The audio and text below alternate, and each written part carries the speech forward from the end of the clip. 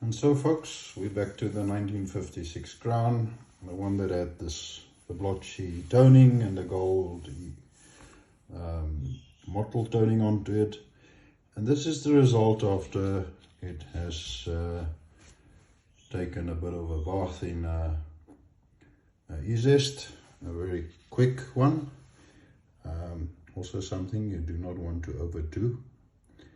You can see the stunning details on it, beautiful luster all over,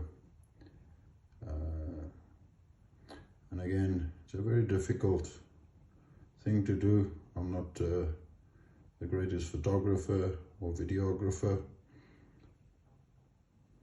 so that's the coin.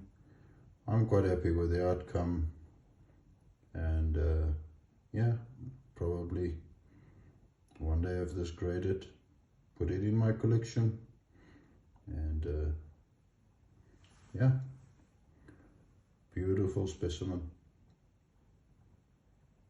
Very difficult to get them like this.